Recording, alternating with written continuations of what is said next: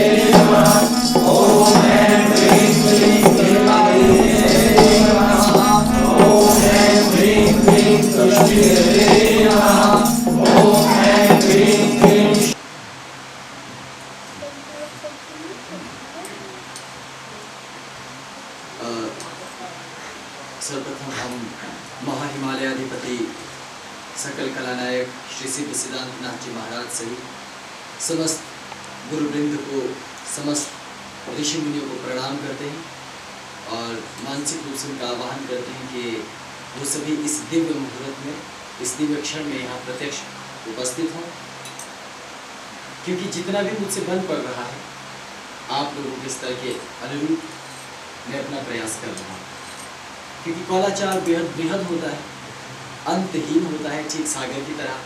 कहाँ से शुरू करें, कहाँ समाप्त करें, इसकी था नहीं मिल पाती। लेकिन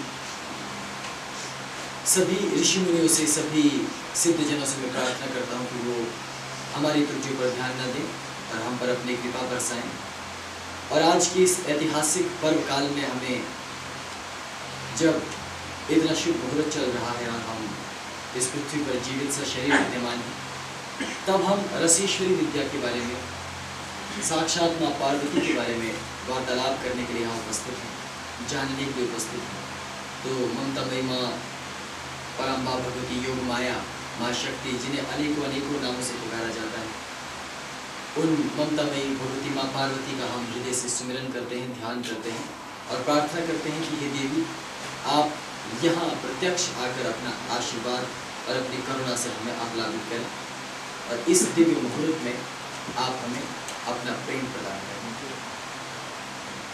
मेरा गुरुदेव से बहुत गहरा प्रेम रहा। मैंने आपको बताया कि गुरुदेव के सानिध्य में प्रथम बार जब मैंने इन सब चीज़ों को सीखा, इन भारत से संबंधित रस विद्या, रसायन विद्या से संबंधित ज्ञान लिया, तब मैं बहुत छोटा था, तो इस बात की कल्पना भी नहीं की थी कि ये जो चीज़ें मुझे सिखाई जा रही है शायद ये युगीन चीज़ हो सकती है या युगीन साधना हो सकती है, क्योंकि तब तो मैं छोटा था। मेरे लिए हर एक चीज़ मजाक था, जैसे ये घास। अब जब तक आपको किसी चीज़ का ज्ञान नहीं होगा तब तक तो वो घास ही है। और जब मैं छोटा था तो सच मानिए मेरे मन में ये ज़रा भी ख्याल नहीं था कि मैं किसी दिन पीठाधीश्वर बनूंगा या मैं धर्म में कुछ करूंगा। ऐसा कभी सोचा नहीं था, एक क्षण के लिए भी नहीं सोचा था, विचार ही कभी नहीं था हृदय में। आखिरी क्षण तक ये विचार मेरे पास, मेरे हृदय में नहीं आया कि मुझे अध्यात्म में जाना है या प्रचार प्रसार करना है या कुछ इस तरह का कुछ भी। जंगलों में गुरुदेव के साथ चलता था तो वो ऐसे कोई घास तोड़ कर देते थे और मुझे दिखाते थे कि देखो ये पारद के संस्कार के काम आता है, या इस तरह के तत्वों से हम इसका रस बना के इसके अष्टांग भागों को कूट पीस छान करके उसे पानी में भिगो करके रखते हैं 24 घंटे, 36 घंटे अथवा 72 घंटे। फिर उनको छाया में ही रखना है और उसके बाद तैयार करना है, इत्यादि इत्यादि वो अपने तौर तरीकों से बताते थे।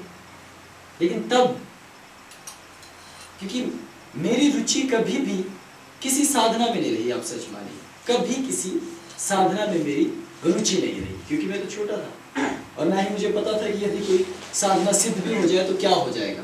क्योंकि एक बच्चे के लिए अगर आप उसको सारी दुनिया भी दे दो ना तो क्या हो जाएगा। स्वर्गीय जगजीत सिंह जी की एक गजल मैंने सुनी है, दुनिया जिसे कहते हैं ये जादू का खिलौना है, मिल जाए तो मिट्टी है, ना मिले तो सोना है।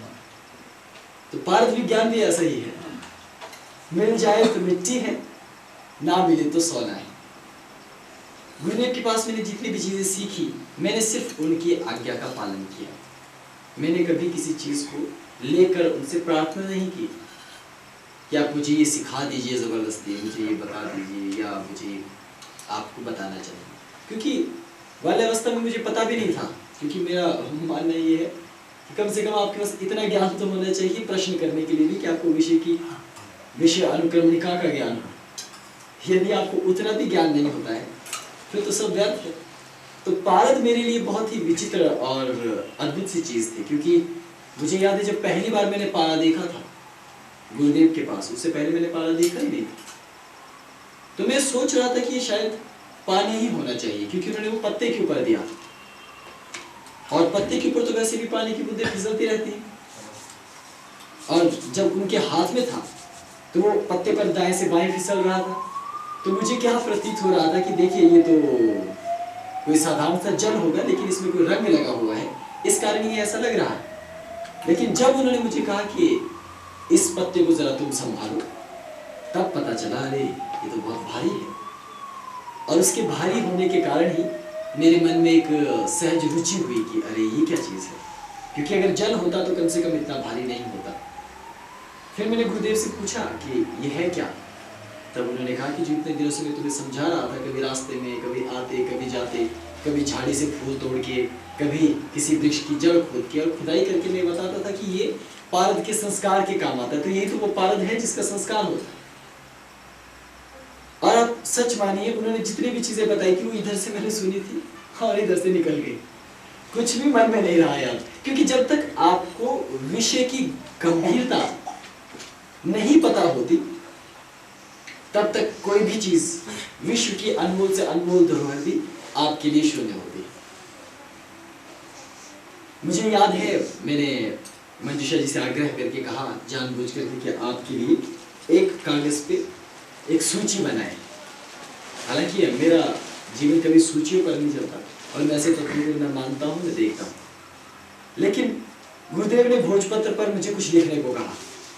हमने लिखा और जो लिखा वो ये है, वैसे के वैसे मैंने आपको दिया है। ये देखिए, स्वेदन, मर्दन, मूर्छन, उत्थापन, पातन, रोधन, नियमन, दीपन, ग्रासन, चारण, गर्भद्युति, जागरण, वायुद्युति, रंजन, सारण और क्राम। ठीक है ये, लेकिन ये मैंने पहली बार लिखा और आज मैं इस सूची को ऐसे फेंकता हूँ इस बात के सामने। क्यों? क्योंकि इस सूची का 1% कहीं इस्तेमाल मेरे जीवन में नहीं हुआ। 1% नहीं। ये वैदिक संस्कार हो सकते हैं, ये बताने के लिए संस्कार हो सकते हैं, ये नाम हो सकते हैं, प्रपंच हो सकता है, लेकिन मेरा ये मानना है कि जो विद्या आपके काम नहीं आती है वो निरर्थक होनी चाहिए और उसका किसी ग्रंथ में इस प्रकार से जिक्र देना भी उसका कोई औचित्य नहीं रह जाता। इसलिए मैं ये कहता हूं कि यदि आप इस तरह से पारद संस्कार को पढ़ते हैं या लिखते हैं तो ये आपकी मूर्खता है। आपको इस सूची से बाहर निकलना होगा। मुझे ये लिखा दिया गया और कहा कि ये सब आपको पारद के संस्कार के अंतर्गत आते हैं। मैंने कहा ठीक है, जैसे आप क्या। हम करेंगे। और जब हमें बिठाया गया पारद लेकर, औषधियां लेकर, तो कहीं भी इस क्रम से साधना ही नहीं हुई। पूरे के पूरे पारद संस्कार तक हुए। अब मैं ये नहीं बता सकता कि मैंने कहां तक क्या किया, वो गोपनीय है, लेकिन जितना भी किया वो रोम हर्षित करने वाला था। और गुरुदेव के सानिध्य में मैंने जो सीखा वो मैं आपको कल सुबह बताऊंगा कि जो मुझे लगता है संस्कार होने चाहिए, या संस्कारों की जो अनुक्रमणिका होनी चाहिए वो क्या होनी चाहिए। लेकिन पारद के संबंध में जब मन में जिज्ञासा बढ़ी पारद को देखने के पश्चात कि अब हमें कुछ करना चाहिए, जानना चाहिए कि पारा क्या होता है, तो उससे पहले कथाएं तो हम सुन रहे थे, लेकिन तब पहली बार मौका मिला जब गुरुदेव ने कहा कि अब पारे को घोटना है औषधियों के रस में। आपको क्या लगता है कि अगर औषधियों के रस में पारे को घोटा जाए तो क्या होगा? उसकी अशुद्धि निकल जाएगी। यही भ्रम है, पारा अपना स्वभाव बदल देगा। ये भी भ्रम है, नष्टपिंडी होता है गुरुजी। ये भी भ्रम है, उसमें मिक्स नहीं होगा। ये भी भ्रम है, क्योंकि आप में से किसी ने भी पारद का प्रयोग नहीं किया, सिर्फ किताबें पढ़ी, ज्यादा से ज्यादा गूगल सर्च किया, थर्मामीटर देखा है ना, ज्यादा से ज्यादा किसी से सुन लिया कि ऐसा होता है। यकीन मानिए मेरे 6 महीने सिर्फ इस चीज के लिए गुजर गए कि मैंने उन तमाम औषधियों का रस निकाला जिनके संबंध में कहा गया था। जैसे अदरक जहर के रूप में नीला थूथा, है ना, उसके बीच में घोटता रहा, और ऊपर से अमर बेल का रस, घी गवार पता है ना, गिरी कन्या, और भी कितने तत्वों को ले लेकर के उसका रस बना करके प्रयास करता रहा कि भारत में कुछ बदलाव आएगा। और मैं कह रहा हूं आपको, अगर कोई और कह रहा है तो आपको उसको गर्दन से पकड़ लेना, मेरी गारंटी है कि वो व्यक्ति झूठ बोल रहा है। क्योंकि मैंने सुबह से शाम तक, दिन से रात तक, आपको मालूम है योगी हट, और मेरी हाथ तो फिर भला मानी हुई है, मर जाएंगे, लेकिन लोग कहते कि अब सर कटवाने पर क्यों तुले। हमें लगता है कटवा देंगे तो फर्क क्या पड़ेगा, और 10 सर निकल जाएंगे। दिन रात मैंने कोशिश की, छाया में, धूप में, मिट्टी में, अलग अलग स्थानों पर कुछ नहीं हुआ, कुछ भी नहीं। जब 6-7 महीने गुजर गए, उनके दिए हुए तमाम नियम फेल हो गए, सब असत्य साबित हुआ, तो मैं फिर उनके पास गया, गुरुदेव के पास। मैंने हाथ जोड़कर उनको कहा कि आपसे प्रार्थना है कि आप मुझे कम से कम इतना बता दीजिए कि मुझसे त्रुटि कहाँ हो रही है, क्योंकि जब तक ये हमें ये ना पता चले कि त्रुटि कहाँ हो रही है, क्योंकि मुझे लेश मात्र भी ये आशंका तो नहीं थी कि औषधि के रस में घोटने से पारा ठोस नहीं हो सकता या पारे में परिवर्तन नहीं आ सकता। मुझे तो लग रहा था कि जब समस्त ग्रंथ कह रहे हैं, जब स्वयं शिव कह रहे हैं कि पारद में परिवर्तन आएगा, तो आना ही चाहिए, निश्चित है। सब कुछ करके देखा, हिमालय पे बीन नहीं थी, वरना वो भी बन जाती मेरी तो। 6 महीने किसी व्यक्ति के जीवन में एक अहम स्थान रखते हैं, और मैंने क्या क्या नहीं किया पारद को ठीक करने के लिए। और हमारे एक मित्र भी है यहाँ, कुछ दिन पूर्व आए थे, चले गए, उनका तो पूरा हाथ पारद के चक्कर में जल गया यहाँ से। अभी भी आप उनके हाथ को देखेंगे, पूरा का पूरा पारद संस्कार करने के चक्कर में। मैं उनके पास गया, मैं सार्वजनिक रूप से उनका नाम नहीं लेना चाहता क्योंकि ये सार्वजनिक मंच है, लेकिन हमारे साधक उनसे मिले हैं, अभी कुछ दिन पूर्व हमारे बीच आए थे। आप लोग भी हो सकता है कभी आपको मिले तो आप भी आपको भी बताएंगे। तो उसी दौर पे, क्योंकि मेरी आदत है कि गुरुदेव तक विषय अंत में पहुंचना चाहिए, जब आपके हाथ खड़े ना हो बल्कि टांगे भी खड़ी हो जाए, है ना, तब तक महागुरु को कुछ कहना ये अपने आप में अपमान लगता है मुझे। तो ऐसी स्थिति में फिर क्या किया जाए, एक बड़ा गंभीर प्रश्न था। तो मैं उनके पास गया, वो भी अध्यात्म के जिज्ञासु भक्त थे। उन्होंने विवाह नहीं किया अपना, तमाम उन्होंने रसायन, पारद, कर्मकांड, ये सब तंत्र मंत्र इसको निछावर कर दिया, और मिलता क्या है वैसे, है ना। अब वो काफी बड़ी उम्र के हैं, तकरीबन 60 के करीब तो हो गई अब। उनको मैंने कहा कि पारद का संस्कार करना है, तो उन्होंने कहा कोई बात बात नहीं, हम करते हैं। पुस्तकें खरीद के लाए और कुछ जो सूत्र हमारे पास थे वो भी लेके आए। प्याज मुझे याद है अच्छी तरह, मैं सब्जी वाले के पास गया, मैंने कहा जी 52 किलो प्याज चाहिए। बोले कितना? मैंने कहा जी 52 किलो। बोला आप धाम दे रहे हैं घर में क्या? मैंने कहा जी धाम नहीं दे रहा हूँ, आप दे दीजिए। अदरक मंगवाया, अदरक वो भी 15-20 किलो अदरक। और उसके बाद प्याज को पहले सिट्रिक एसिड में रखना होता है, सिरका में। तो बहुत सारा सिरका लेके आए, उसके लिए प्लास्टिक का एक बड़ा सा वो खरीद कर लाए टब, उसके अंदर सिट्रिक एसिड डाला और फिर उसमें प्याज डाल दिए, क्योंकि प्याज से सड़ान आती है, दुर्गंध आती है। प्याज को जब आप पकाते हैं और अदरक को पकाते हैं तो गैस निकलती है, चक्कर आने लगते हैं। उसके बीच में पकाया, पकाने के बाद फिर एक चूल्हा बनाया बड़ा सा, उसके ऊपर कढ़ाई लगा करके फिर उसको धीमी आंच पर घोटते रहना होता है। पहले आपको रस तैयार करना है, पूरी तरह से रस तैयार करना शुरू किया। फिर हमारे यहाँ एक जहरीली औषधि मिलती है जिसको हम माहुरा कहते हैं, उसके 2 प्रकार होते हैं, एक काला माहुरा और एक दूधी माहुरा।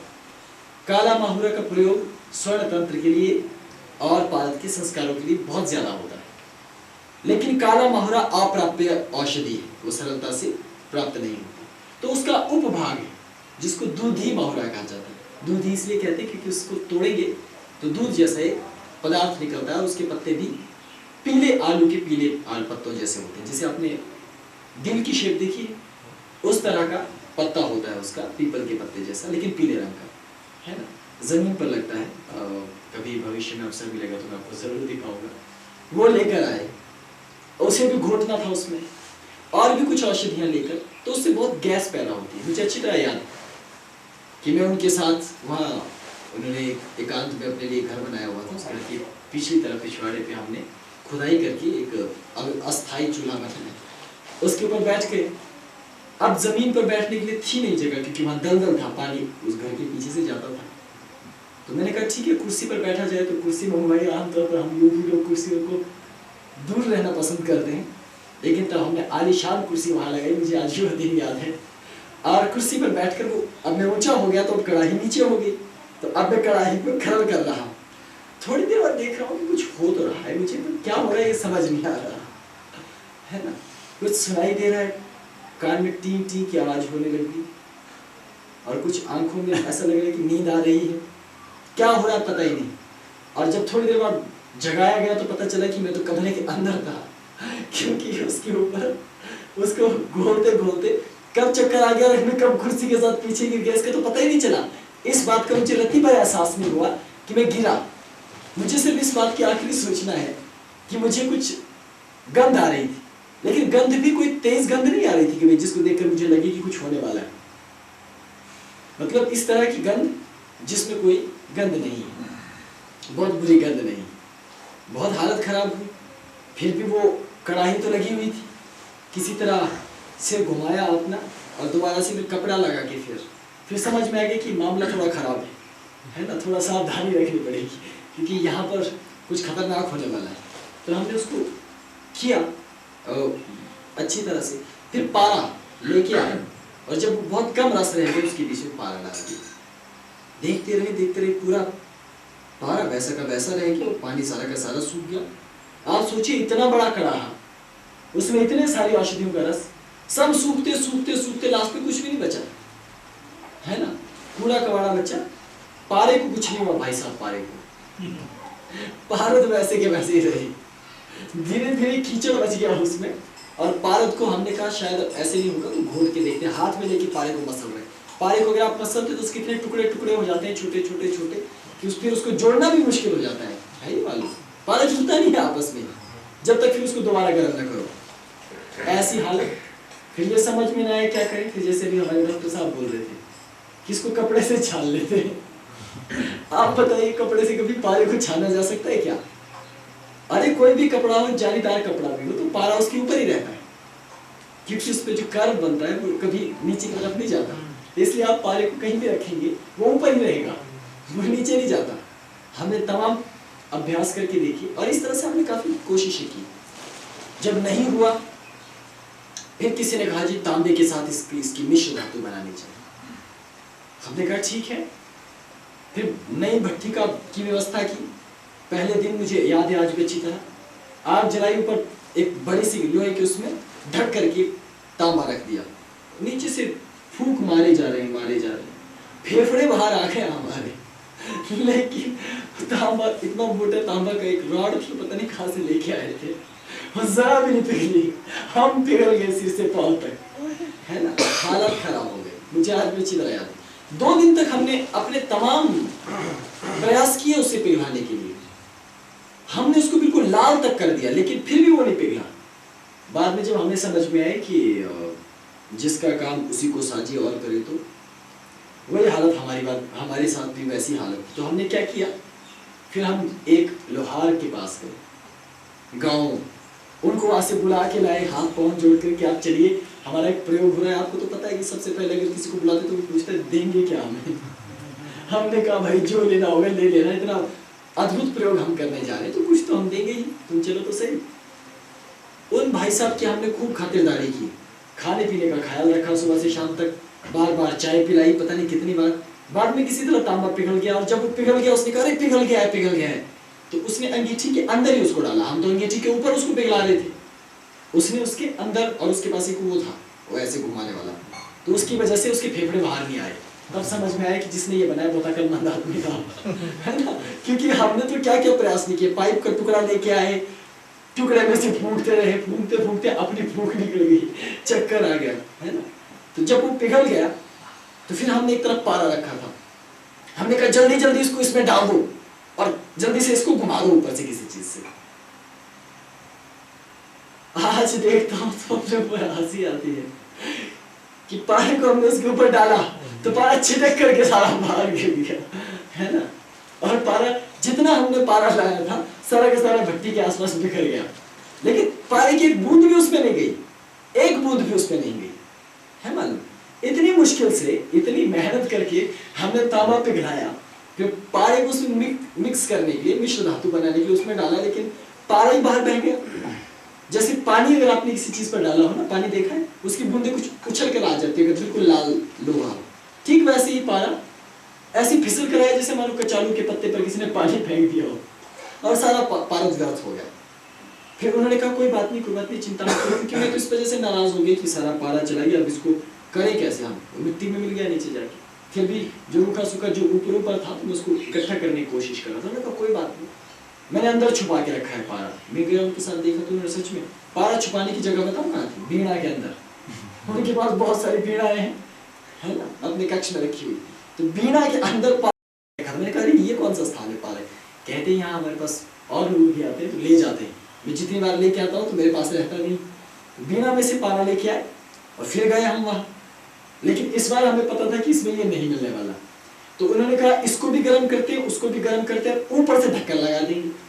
तो अब उसके लिए पात्र नहीं था, तो मुझे याद है फ्राई पैन, चाय बनाने वाला, तड़का छौंका लगाने वाला, वो फ्राई पैन लेके आए और उसको कह रहे हैं सुनार को और लोहार भाई साहब को कि आपने जैसी पिघला हुआ पारा है इसे एकदम से इस पे डाल देना। और मैं एकदम से इसके ऊपर, मुझे कहा आपने दूसरे कच्ची सी थी उसके अंदर पारा था, कि आपने एकदम से पारा डालना, ये एकदम से वो उसमें धातु डाल देगा और मैं ऊपर से ढक्कन लगा दूंगा एकदम से। हमने कहा ये आइडिया ठीक है। इधर से उन्होंने धातु डाली, इधर से मैंने पारा डाला, इधर से मैंने ढक्कन लगाया, उसके बीच में से सिर्फ गैस निकली और उसके साथ पिघलता हुआ वो तांबे की कुछ बूंदे और पारा निकला। उसने छुआ नहीं उनको, पारे ने यहाँ से गुजर के गया, लेकिन जितनी जगह से वो गुजर के धातु गई उतनी जगह से जल गया सारा का सारा। और उसी समय हमें अस्पताल की शरण लेनी पड़ी, है ना।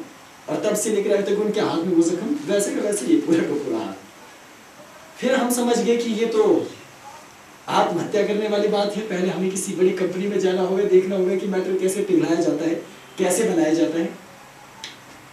लेकिन जब हमारे पास कोई उपाय नहीं बचता तो फिर गुरुदेव आखिरी उपाय देते हैं। गुरुदेव के पास गए, उनसे पूछा और तब उन्होंने भारत के संबंध में बहुत विस्तार से बताया। देखिए पहली बात तो ये कि भारत एक अति गोपनीय, अति रहस्यमय विद्या है। पारा और धातु विज्ञान दोनों अलग अलग चीजें, पारद विज्ञान और धातु विज्ञान दोनों अलग अलग चीजें। कैसी? आमतौर पर हमारे साधक या सभी साधक जो पृथ्वी पर पारद के बारे में जानते हैं, जिन्होंने सुना है, वो ये समझते हैं कि पारद और धातु एक ही है। इसलिए पारद के साथ वही क्रियाएं करने की कोशिश करते हैं जो किसी धातु के साथ की जाती है। जैसे दौला यंत्र बना दिए, ऊर्ध्व यंत्र बना दिया, इस तरह की अनेकों यंत्र आयुर्वेद में हैं। उस तरह से बना करके उसमें से धातु को जैसे पिघला करके मिश्र बनाने का अभ्यास किया जाता है। ये सब झूठ है। बहुत बाद में पता चला कि पारे के साथ केवल कुछ एक धातुएं ही मिश्र धातु के तौर पर बनती हैं।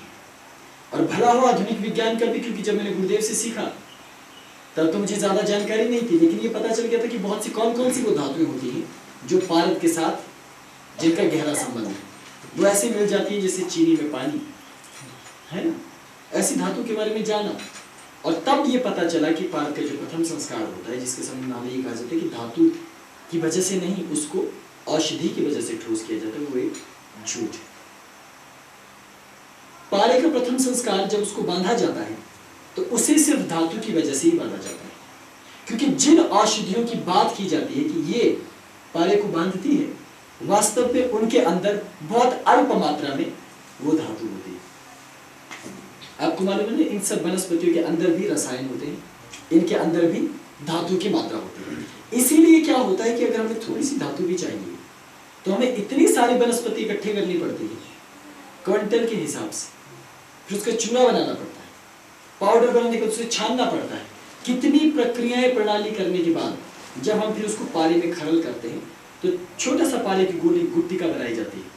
उसको आप यकीन नहीं करेंगे 30-30, 40-40, 50-50 किलो औषधि के रस में खरल करना पड़ता है, तब उसके अंदर उसके तत्व मिलते जाते हैं और अस्थाई पारा तैयार होता है।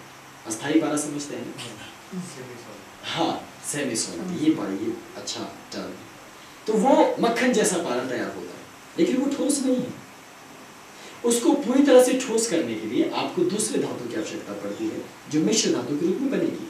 तो फिर प्रश्न ये पैदा होता है कि फिर इतनी सारी औषधियों के बीच में पारद को खरल करने की जरूरत क्यों पड़ी? क्यों हमारा टाइम वेस्ट कर रहे हो? सिंपल, 2 मेटल्स लीजिए और उन दोनों को मिला दीजिए आपस में। जब मैं +1 2 में फिर साइंस सब्जेक्ट मेरा रहा तो उसके बाद जब केमिस्ट्री पढ़ी तब ये लोचा पता चला 1s2 2s2 3s2 JKLM shell. हाँ हाँ, बिल्कुल बिल्कुल सही, ये एग्जैक्ट। कैसे? क्योंकि वो आधुनिक विज्ञान ने हमें बताया, आधुनिक विज्ञान ने बताया, वो सूचना हमारे पास नहीं थी, लेकिन गुरुदेव ने जो बताया उसको जानने की, उसको छानने की विधि और है। लेकिन दोनों से हमें ये पता चला कि धातु का एक अलग ही विज्ञान है और पारद का एक अलग ही विज्ञान है। अब समस्या यहां आकर के खड़ी हो गई कि ये जो सूची, ये जो कथित सूची दी गई है, ये क्या माजरा है? इसके लिए अब हमें जानना पड़ेगा कि क्या है रसेश्वरी और क्या है पारा और क्या है पारद विज्ञान। पारद विज्ञान पारे के द्वारा किसी चीज का निर्माण करना या पारद को ठोस करना या पारद का कुछ बनाना, ये सब धातु विज्ञान के अंतर्गत आता है। ठीक है, स्पष्ट समझ में आ गया? अगर आपको पारे को ठोस करना है तो घास में उसको कूटने की जरूरत नहीं है, सीधे उसमें धातु का मिश्र धातु कीजिए, वो ठोस हो जाएगी। स्पष्ट कि संदेह कुछ? करके देखिए उससे, ठीक है? शुद्ध नहीं होगा। यही तो बताइए कि शुद्ध कैसे होगा घास के रस से? घास के अंदर ऐसे कोई तत्व होते हैं जो उसको बारीक ऐसे उसकी जो कार्बन होती है, फॉर्मेशन जो कालिक होती है, पारे में से घोटने से निकल जाती है। आपको कैसे लगता है कि पारे में जो कालिक होती है वो क्या होता है? Iron element. आयरन एलिमेंट से ना। हाँ, वो कैसे आते हैं उसमें? अशुद्ध है इसलिए। अशुद्ध है इसलिए नहीं, उसको गलत जगह पे कंटेन किया गया है ना। जब उसको निकाला गया, अगर आपने गलत बर्तन या पात्र में उसको रखा हो तो जैसे इसके ऊपर अशुद्धि है, देखो उसके ऊपर काले रंग का धातु। और दूसरी बात, ये जो काले रंग की चीज को आप अशुद्धि कहते हैं, अगर हम इसमें मिश्र धातु मिलाते हैं तो भी वो निकलेगा ऑक्सीडेशन होने के बाद। यह आधुनिक विज्ञान। लेकिन एक जड़ी बूटी उसको कैसे शुद्ध कर सकती है धातु को? इसके पीछे का तर्क बताइए, कैसे करेगी शुद्ध? कर ही नहीं सकती। उसका कोई उपाय ही नहीं, क्योंकि हाँ सिर्फ केमिकल होने से भी उसको शुद्ध नहीं कर सकते। आप बताइए कैसे करेंगे? ज़्यादा से ज़्यादा उसको चमकदार बना दी, सिट्रिक एसिड डाल दीजिए, हो जाएगा ऐसे। तो क्यों इतनी सारी घास को पीस करके हम डालें? इसका मतलब है माजरा कहीं कुछ और है जो भी समझ से बाहर। रशेश्वरी देखिए, धातु को आप धातु विज्ञान के माध्यम से छान सकते हैं। इसकी अशुद्धि आप मॉडर्न साइंस के थ्रू भी इसको फिल्टर कर सकते हैं, छान सकते हैं, साफ कर सकते हैं। जरूरी नहीं है आपको, और वो बहुत आसान होगा, बहुत सस्ता होगा, कोई कष्ट भी नहीं करना पड़ेगा। तो क्यों इतनी घास की बलि दी जाए, इतनी दिव्य औषधियों की बलि दी जाए जिससे कहीं कुछ निर्मित हो सके? अब दो चीजें हैं। एक औषधि का नाम है जलभांगुरा, जिसको मूर्तियों को चलायमान बनाने के लिए प्राचीन काल में इस्तेमाल किया जाता है। जब शतविषा नक्षत्र होता है अथवा गुरु पुष्य नक्षत्र होते हैं, उस दौरान जलभांगुरा औषधि को उखाड़ कर लाया जाता है और फिर एक विशेष प्रकार की अष्ट धातु बनाकर उसके मध्य में जलभांगुरा की जड़ को स्थापित किया जाता है। फिर उसकी प्राण प्रतिष्ठा होती है। तो यदि आपने सही तरीके से उसे बनाया, उसमें अंकुर का तेल इस्तेमाल होता है और घुमिच्ची की जड़, तो वो मूर्ति कंपन करने लगती है, वो हिलने डुलने लगती है। ऐसे कुछ प्रयोग हैं जो हमने अपने जीवन में प्रयोगात्मक तौर पर किए, लेकिन अगर आप इसको घर में जाकर करेंगे तो नहीं होगा, क्योंकि कहाँ से औषधि लानी है, किस काल में लानी है, क्या उसका तरीका होना चाहिए, ये बहुत सूक्ष्म है, इतना आसान नहीं है देखना जितना आप समझ रहे हो। ठीक वैसे ही पारद को ठोस करना या पारद की गुत्तिका बनाना, पारद की कोई प्रतिमा बनाना, ये सब आप आधुनिक विज्ञान के माध्यम से बड़ी सहजता से और बड़ी सरलता से कर सकते हैं। ठीक है, तो पहले चरण की हमें विस्तार में जाने की कोई जरूरत नहीं, ठीक है ना? आप किसी भी मिश्र धातु के साथ उसे मिला लीजिए और उसे तैयार कर लीजिए, वो तैयार हो जाए। अब बात आती है दूसरी कि औषधियों के साथ उसका क्या प्रयोग। और मॉडर्न मेडिकल साइंस हमें बेवकूफ क्यों समझता है? क्यों समझता है? इसी वजह से क्योंकि उन्होंने केमिस्ट्री पढ़ी है और उनको पता है कि ये बेवकूफ आदमी है, सब घास में इसको घोट रहे हैं और होने वाला कुछ भी नहीं, क्योंकि इसका जो इफेक्ट पड़ेगा बहुत नगण्य होगा, जब तक कि आप कुछ ऐसी औषधियों को न लाएं जिसके रसायन बहुत ज्यादा कठोर हो। यही माजरा है कि उनको लगता है कि हम मुरल, जबकि वास्तविकता उनकी बहुत से बहुत दूर है। पारद शिव के द्वारा उत्पन्न की गई धातु मानी जाती है, जबकि विदेशों में इसको, बहुत देशों में इसको कवाड़ा धातु माना जाता है। बहुत सारे देशों में पारद एक समस्या भी है, उनके देश में प्रचुर मात्रा में होता है और वो उसका निपटान नहीं कर पा रहे बेचारे, उखाड़ के ले जाते हैं, कहीं डंपिंग साइट में उसे दबा देते हैं, किसी दूसरे देश में, किसी आइलैंड में जाके, टापू में जाके उसे दबा देते हैं, है ना कोई मालूम? बहुत सारे देशों में पारा तो एक समस्या बना हुआ है। फूड में पारा आ जाता है और उससे, उसकी वजह से कितने रोग पैदा होते हैं, ये भी एक गंभीर समस्या है।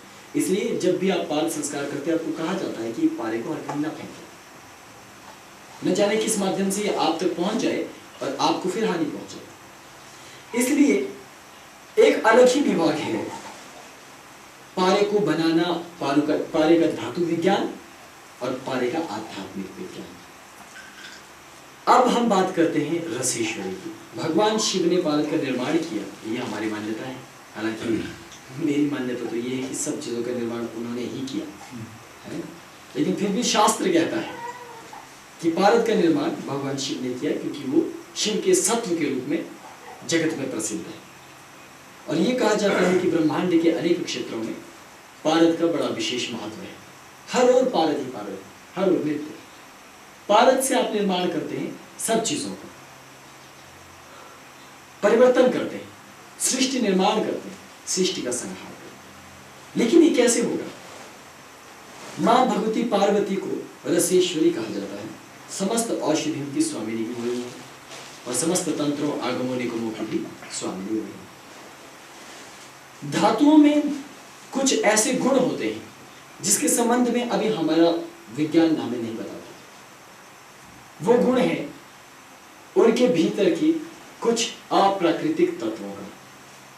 हमने अभी तक जो धातु विज्ञान जाना है उसके मुताबिक हम धातु की बारीक से बारीक परख रखते हैं। हमें पता है कि उसकी संरचना क्या होगी, जिसको एटॉमिक स्ट्रक्चर कहते हैं आधुनिक विज्ञान में।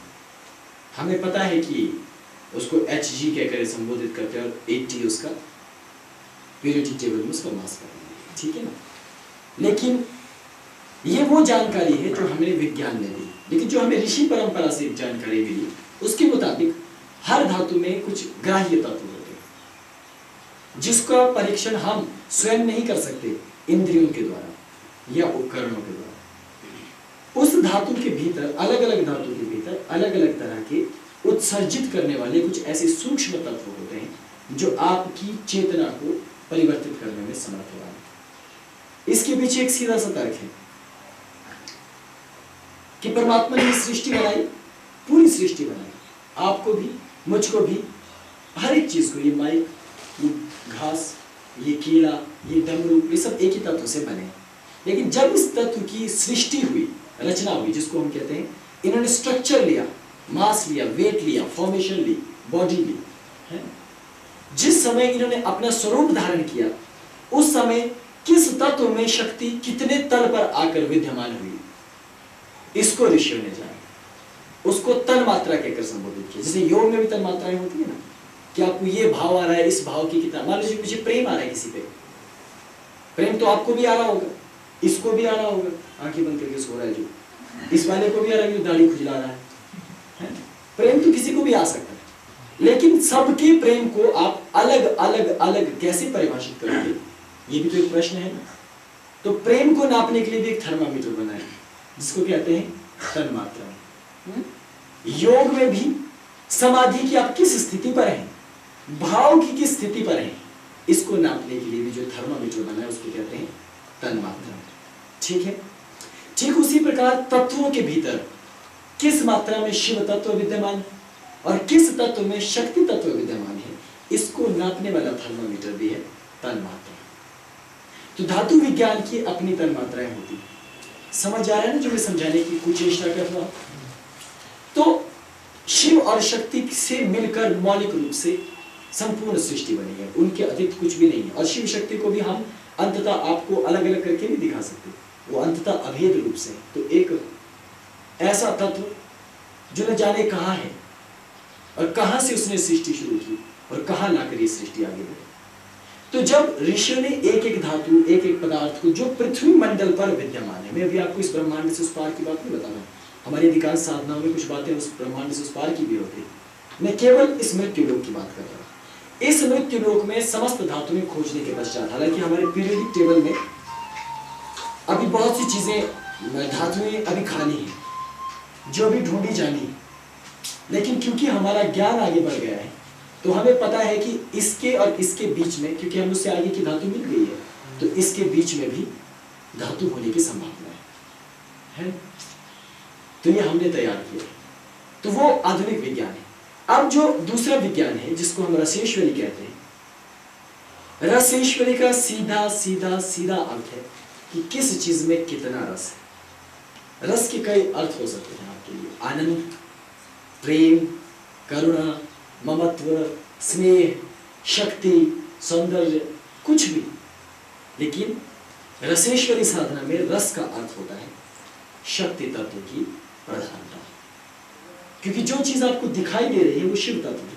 ये घास आपको दिखाई दे रहा है, ये शिव तत्व है। जो आकृति आपको दिखाई दे रही है, इसका सौंदर्य, इसके कटे हुए पत्ते, ये शिव तत्व है।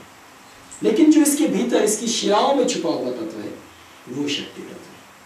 इसके अंदर कितना रस है, अर्थात इसके अंदर कितनी जीवनी शक्ति है। ये ठीक उसी तरह जब समस्त पृथ्वी की धातुओं को, रत्नों को और श्रेष्ठतम वस्तु को चुना गया, स्वर्ण से भी ऊपर, पारस से भी ऊपर, तो पता चला कि एक ऐसा तत्व है जिसमें प्रचुर मात्रा में शिव भी है और शक्ति भी।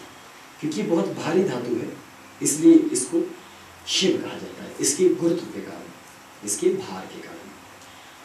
और इसके अंदर शक्ति तत्व सबसे सक्रिय है, क्योंकि अभी हम शक्ति तत्व को नहीं जानते और नहीं हमारा विज्ञान जानता है। और ये हम भी जानते हैं कि हमारा विज्ञान अभी बहुत छोटी अवस्था में, हालांकि हमारे वैज्ञानिकों को लगता है कि बहुत आगे पहुंच गए हैं, लेकिन जो उच्च कोटि के वैज्ञानिक हैं वो जानते हैं कि अभी भी एक शैशव काल अभी विज्ञान का चल रहा है। हालांकि हमने बहुत कुछ खोज लिया है पिछले कुछ वर्षों में विज्ञान के माध्यम से, हम बहुत नीचे पहुंच चुके हैं, जबकि अब हम आखिरी कण तक की खोज करने में जुटे हुए हैं और कुछ वर्षों में उसका परिणाम भी आने वाला है।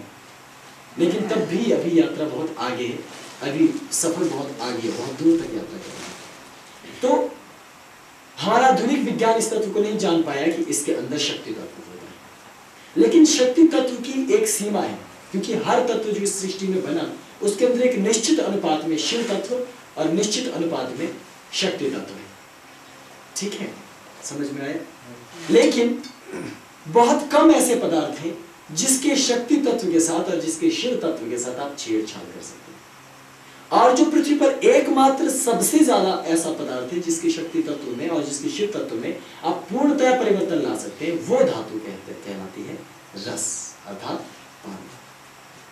और रसेश्वरी वो शक्ति, वो प्रणाली जिसके माध्यम से आप इसके भीतर की समस्त गुणों में परिवर्तन ला सके, उसको रसेश्वरी कहा जाता है। इसलिए रसेश्वरी विद्या के अंतर्गत ही धातु विज्ञान भी आता है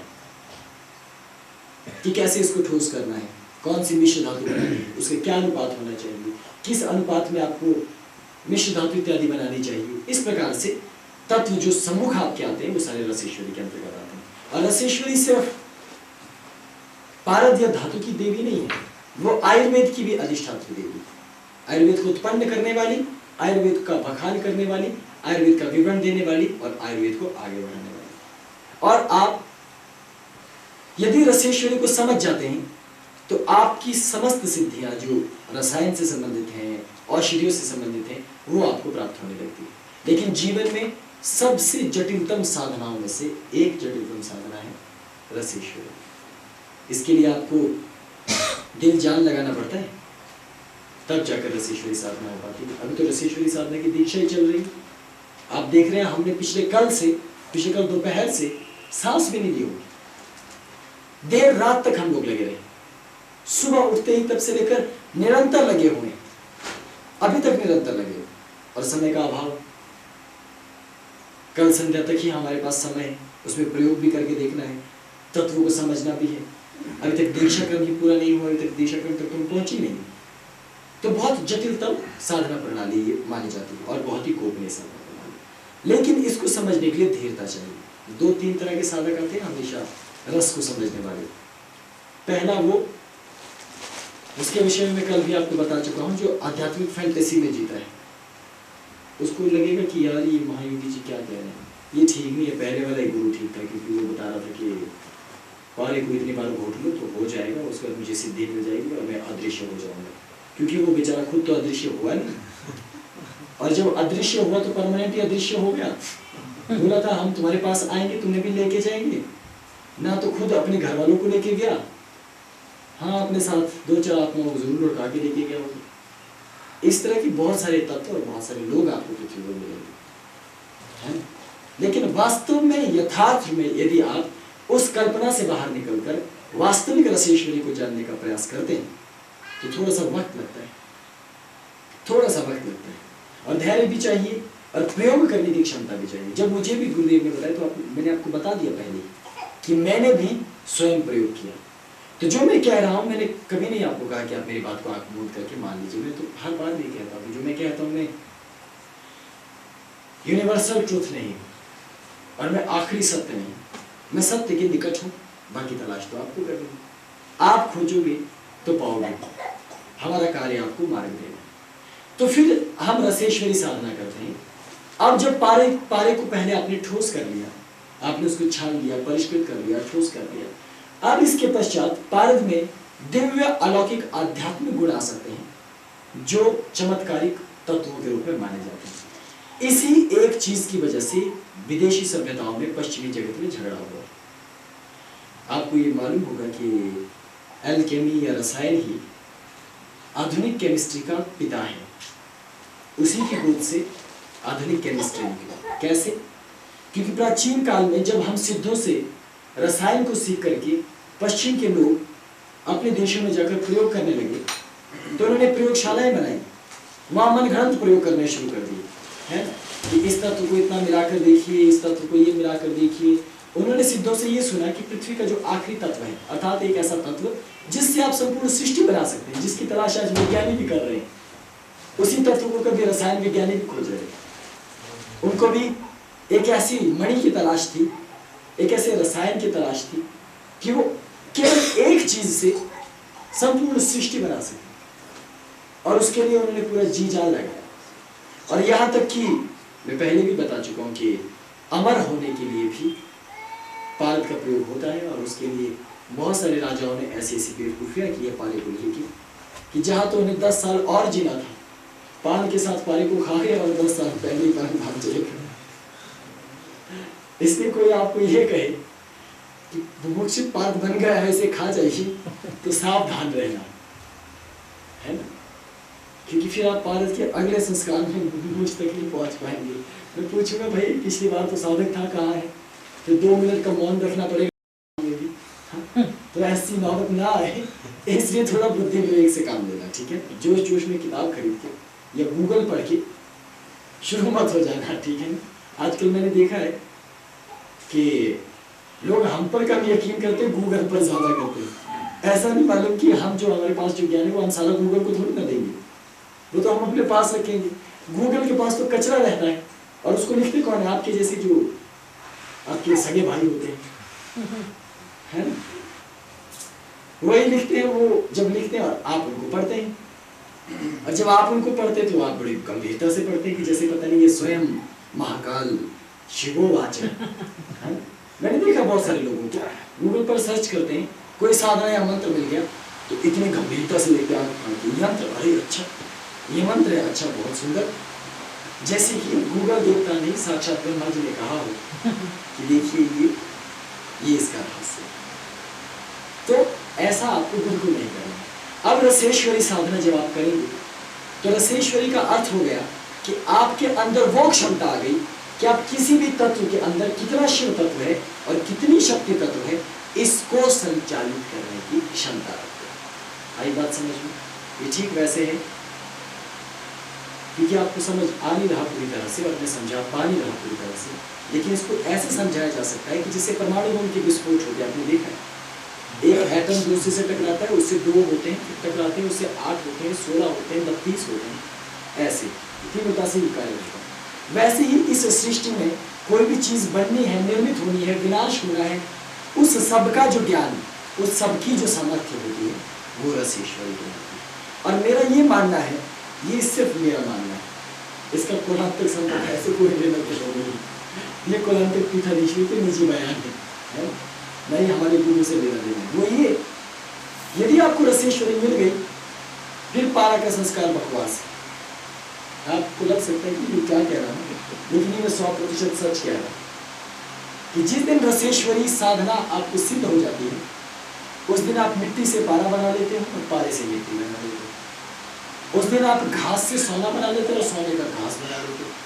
तो जब आपके पास ये क्षमता आ ही जाती है फिर इस पारे का क्या औचित्य रह जाता है जो हमने सामने रखा है। इसीलिए रसेश्वरी अपने आप में सर्वोच्च साधना है। इससे ऊपर पृथ्वी लोक पर और कोई साधना इस तरह की दृश्य जगत में नहीं हो सकती। जो रसेश्वरी के अंदर क्षमता है वो किसी और के अंदर क्षमता है। इसलिए रूप परिवर्तन करना, अदृश्य हो जाना, वायुगमन करना, मैं वायुगमन तो नहीं करके दिखा सकता पर आंसू तो लगा के दिखाई सकता है, बोलने का भी लगा देता। तेरे जैसे 2 और होंगे लगाएंगे शिष्य। प्राचीन काल में पंचतंत्र की कथा में पढ़ी, मक्खी भगाने के लिए एक शिष्य रखा, कहाँ तक मक्खी मारना, तो उससे मैं अपनी नाक को बचा के रखता हूँ हमेशा, तुम भी जैसे शिष्य से, है ना। और ये तुम्हारे साथ मैंने रखी है यहाँ, ताकि तुम नजदीक ना हो, ठीक है। तो रसेश्वरी का अर्थ है आपने वो साधना सीख ली जिसके पश्चात फिर कुछ भी आपके लिए शेष नहीं होता। लेकिन रसेश्वरी साधना को मैं बता चुका हूँ कि अत्यंत जटिलतम साधना है, इसलिए वो सफल नहीं होती उसकी साधना से। इसलिए हम चरणबद्ध तरीके से करते हैं। चलो पहले पारद संस्कार ही सही, टाइम पास, है ना।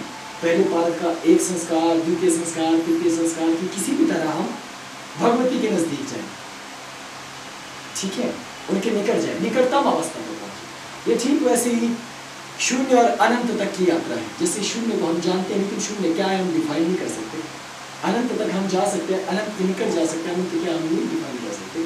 वैसे रसेश्वरी वास्तव में क्या है इसको आप कभी नहीं जान सकते, लेकिन रसेश्वरी के हर पल, हर संस्कार में, हर साधना में उसके निकट जा सकते। और जितना आप निकट जाते हैं उतने ही आप उच्च होते जाते हैं। फिर आप ये फालतू के नाम देते हैं, स्वेदन, मर्दन, मूर्छन, है देते रहो फिर ना। इसलिए पारा और पारद विज्ञान अहम नहीं है, अहम है रसेश्वरी साधना, अहम है माँ रसेश्वरी के मंत्रों का जाप, उनको प्राप्त करना। क्योंकि जब आपको रसेश्वरी साधना प्राप्त हो जाती है तब वो बुद्धि आपको प्राप्त होती है जिससे आपको धातु विज्ञान, आयुर्वेद, औषधियों का ज्ञान प्राप्त होता है। तब आप आसानी से फिर आप पारे के 100 संस्कार करो चाहे 108 संस्कार करो, उससे फर्क क्या हो जाता है, करता तो इंसान ही है। मैंने ऐसा नहीं सुना कि देवताओं ने पारे के 108 संस्कार किए, अभी तक जितना भी सुनने में आया सब के सब मनुष्य ने ही किया, जिसे मनुष्य ही करते हैं, आप लोग ही करेंगे। तो ये पारद का जो बाह्य प्रारूप है और रसेश्वरी साधना का जो अत्यंत संक्षिप्त से भी संक्षिप्त, लघु से भी लघु जो हो सकता था, वो मैंने आपको बताया। आशा है कि ये तत्व आपको समझ आया होगा कि रसेश्वरी क्या है, रसायन क्या है और रसेश्वरी साधना हम क्यों करते हैं। ठीक है। और रही पारे के संस्कार की बात, तो पहले हम इसको ठोस करेंगे मिश्र धातु के द्वारा, लेकिन सीधे सीधे कभी भी पारे की मिश्र धातु नहीं बनाई जाती। अगर आप कोई धंधा करने वाले नहीं, कोई मूर्ति बनाकर बेचने वाले या कोई मेटल का प्रयोग करने वाले नहीं, पारद विज्ञान के अब रहस्य शुरू होते हैं। क्योंकि जब आप रसेश्वरी की साधना करते हैं तो फिर आपको रसेश्वरी के नियमों पर चलना होगा। धातु के अंदर मैंने आपको कहा कि उसके अंदर शिव तत्व और शक्ति तत्व को आप घटा और बढ़ा सकते हैं। अब शिव तत्व के बढ़ने से क्या होगा और शक्ति तत्व के बढ़ने से क्या होगा, ये जानना बहुत जरूरी है। शिव तत्व से संपुटित पारा, जितना शिव तत्व अधिक होगा मोक्ष की ओर आपको ले जाएगा। इसलिए कुंडलिनी जागरण की साधना, योग और समाधि की साधना के लिए यदि आपको पारा के संस्कार करने हैं तो आपको उसमें शिव तत्व बढ़ाना है। आगे बात समझिए।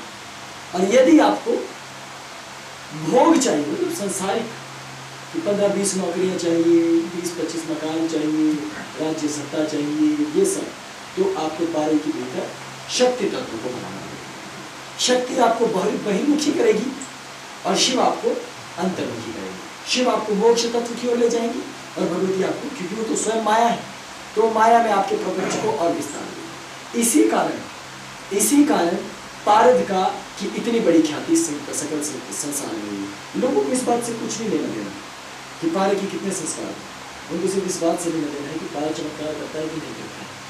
चमत्कार करेगा तो कोई नहीं पूछने आने वाला महायोगी जी से कि महायोगी जी से कितने संस्कार है। अगर मैं किसी को कहता हूँ, किसी राजनेता को, ये पारे की गुत्ती का है, आप उसको ले जाइए और एक बार आपको जाकर के दिल्ली में भाषण देना है, उसके घर में सो जाना है। कोई इलेक्शन कंपेन करने की जरूरत नहीं, कोई कहीं जाके नारा लगाने की जरूरत नहीं, किसी टीवी चैनल पर जाके बयान देने की जरूरत नहीं। चुपचाप गुत्तिका को अपने तकिए के नीचे रखने का ड्रीम लेने का जैसा कि मैं जीत रहा हूँ। और वो ऐसा करता है, अगले दिन जीत जाता है, तुम्हें लगता है कि आके पूछेंगे कि कितने संस्कार से संस्कारित पारद हैं, उसके लिए तो कुछ भी नहीं लेना देना। वैसे संसार को तत्व से कोई लेना देना नहीं होता। और दूसरी बात कि पारद के ये जो संस्कार, ये जो नियमावली है जिसमें षोडश संस्कार होते हैं, ये सारे के सारे षोडश संस्कार संसार के लोगों के लिए, क्योंकि उन्होंने इसका प्रयोग करना है कहा, समाज में जाकर अपने फायदे और अपने हित के लिए। क्योंकि हमारा उद्देश्य वो नहीं, मेरा, आप लोगों ने मुझे भी माना, इसलिए मैंने इस सूची को अपने लिए तो बेकार है कि मेरे किसी कार्य के लिए। आध्यात्मिक रूप से 108 संस्कार पारद के होते हैं और वो आपको हर पल, हर स्थिति में उच्चतम सिद्धियां देने वाले होते हैं। जैसे दूर श्रवण की सिद्धि से मिलती है, भविष्य दर्शन की सिद्धि से मिलती है, अच्छे चिकित्सक होने की सिद्धि से मिलती है। मैंने आपको बताया कि बहुत सारे लोगों को तो डॉक्टर को कुछ करना ही नहीं होता, दवाई नहीं भी है तो कोई भी अच्छा घास जिससे एलर्जी नहीं होती पीस के खाने को देने का पौधे के साथ, और देखो आधे घंटे में ठीक हो गया आएगा। कि बोलेगा 5 साल से मैं इलाज करवा रहा था प्रभु जी, 5 साल से है ना, 10-12 लाख रुपए फूट दिया मैंने और आपने 50 रुपए की पूजा दी थी, वो ठीक हो गया। तो वो पारद के भीतर क्षमता है। तो आप लोगों को हम पारद के बारे में धीरे धीरे बताएंगे एक एक करके, लेकिन ये इस बात पर निर्भर करता है कि आप किस व्यक्ति के लिए पारद की विद्या को सीखते हैं और क्या उसका प्रयोग करना चाहते हैं। क्योंकि शिव सूत्र ये कहते हैं, महादेव ये कहते हैं कि पहली बात तो पारे के संबंध में ज्ञान को दिया जाए, और जो व्यक्ति उसके योग्य नहीं होता उसे भी न दिया जाए, और जो नास्तिक होता है उसे भी न दिया जाए। इस तरह से बहुत सारे भेद हैं। अगर मैं ये भेद देखूँ तो पहली बात तो ये है कि मैं खुद को ही इतना पात्र नहीं समझता कि मैं किसी व्यक्ति का आकलन करूँ कि क्या वो पात्र है अथवा वो पात्र है। इसलिए मेरे लिए सब व्यक्ति जो मेरे पास उपस्थित है पात्र है, ये मान लिया गया है कि पात्र है। इसलिए मैं आपको रसेश्वरी दीक्षा दे रहा हूँ, इसलिए मैं आपको रसेश्वरी दीक्षा के मर्म समझाने की चेष्टा कर रहा हूँ। इसलिए मैं बृहद कौलाचार से आपको पूर्णता के साथ और एक एक तत्व को संक्षेप में बताने की कोशिश कर रहा हूँ, ताकि पहली बार आपकी दीक्षा संपन्न हो जाए और आप रसेश्वरी की पूर्ण अधिकारी और पात्र व्यक्ति हो जाए, तब आपकी रसेश्वरी साधना आगे बढ़ती है। तो रसेश्वरी साधना के कुछ गोपनीय मंत्र होते हैं जो इससे पूर्व प्रकट नहीं किए गए। वो आपके पास एक स्लाइड है जिसमें रसेश्वरी साधना मंत्रानुक्रम लिखा हुआ है, उसमें रसेश्वरी माता के मंत्र हैं और अंत में रसेश्वरी गायत्री लिख कर दी गई है। जब भी आप पारद संस्कार से संबंधित कोई कार्य करना चाहें, जब भी आप साधना करना चाहें, तो सबसे पहले आप गायत्री के द्वारा जप करेंगे, ध्यान करेंगे। उसका मतलब ये माला लेके जाए, उसका उच्चारण करेंगे 7 बार, 21 बार, 51 बार, जितना आपके पास सामर्थ्य होगी। उसके पश्चात ही आप अपने मंत्र का जाप करेंगे जो मंत्र ऊपर से दिए गए हैं। अभी मंत्र की दीक्षा होगी तब हम बताएंगे।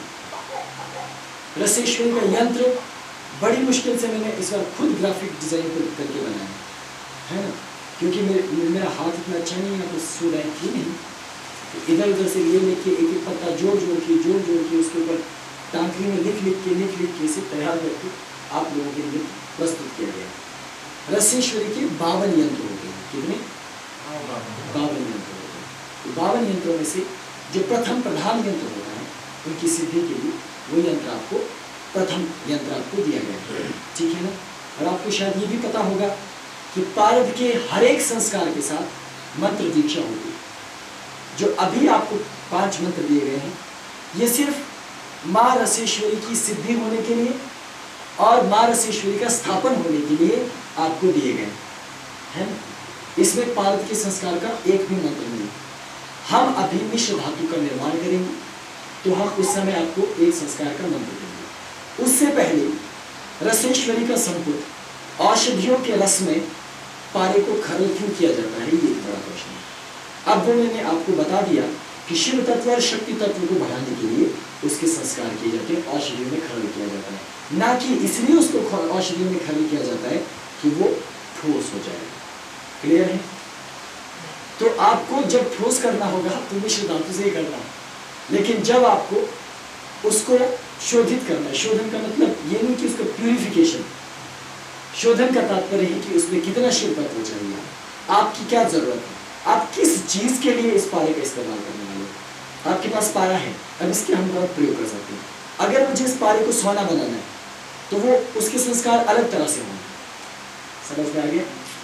अगर मुझे इससे आध्यात्मिक कोई चीज बनानी है, जैसे उदाहरण के लिए महादेव को प्रसन्न करने के लिए शिवलिंग, जैसे सावन का महीना आने वाला है, यदि इसको निर्मित किया जाए तो हमने सुना है कि महादेव अत्यंत प्रसन्न होते हैं, कृपा करते हैं। तो हो सकता है कि केदारनाथ कांड हमारे ऊपर ना हो। तो सहस्त्र कोटि जन्मों के जो आपके पाप हैं, एकमात्र सबसे सटीक उपाय है पारद शिवलिंग का स्वयं निर्माण करके स्वयं आराधना करें। इससे सहस्त्र कोटि जन्मों के पाप आपके तत्क्षण नष्ट हो। और दूसरा, पारद को सावन के महीने में धारण करना, गुट्टी का, और जानबूझ के पारे को मिश्र धातु में बनाया जाता है। इसका क्या कारण है पता है? हाँ, ज्यादा समय तक ठोस है। ज्यादा समय तक अगर आप पारद को बिना मिश्र धातु के तैयार करेंगे तो लंबे समय तक टूटेगी, लेकिन मिश्र धातु में तैयार करेंगे तो बहुत जल्दी टूट जाता है। आपने देखा होगा कि बाजारों में आप जितने भी पारद छिड़कने के यंत्र खरीदते हैं, जब आप उसको पहुँचते हैं तो उससे काला काला सब्सटेंस निकलता है।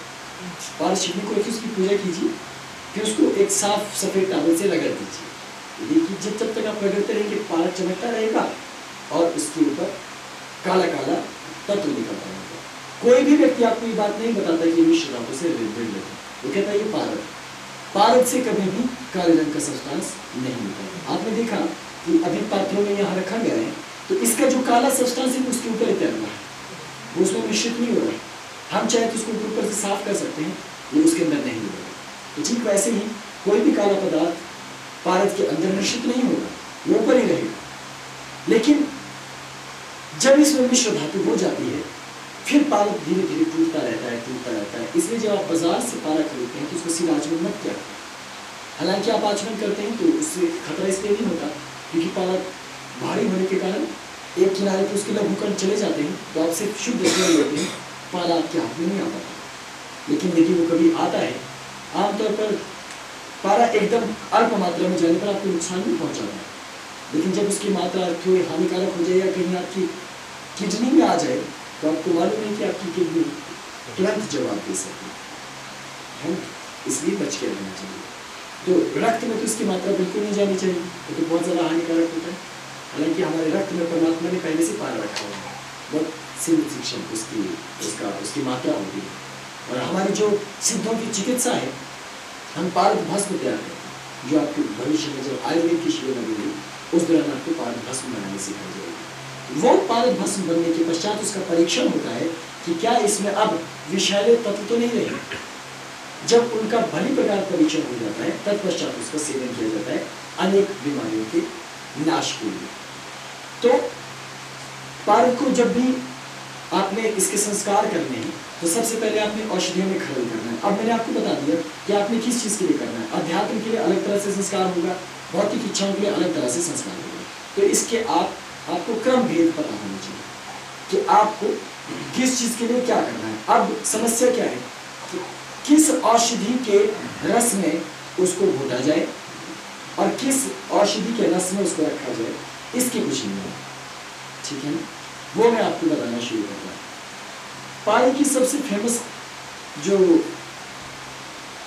पुस्तकें हैं अधिकांशतः वो सिद्ध संप्रदाय के द्वारा लिखित है, हमारे संप्रदाय के द्वारा और नाथ संप्रदाय के द्वारा, दोनों हमारे ही पंथ।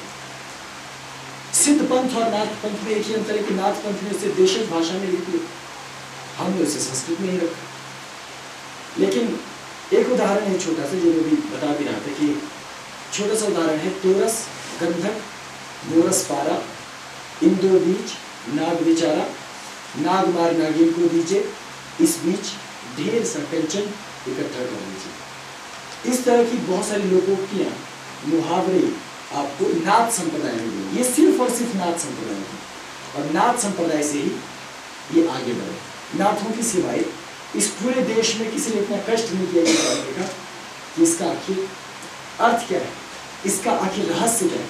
सिर्फ नाथ सिद्धों की वंदना इसलिए की जाती है कि उन्होंने रस विज्ञान, रस चिकित्सा को, भस्म बनाने की परंपराओं को और इन चीजों को समझा दिया।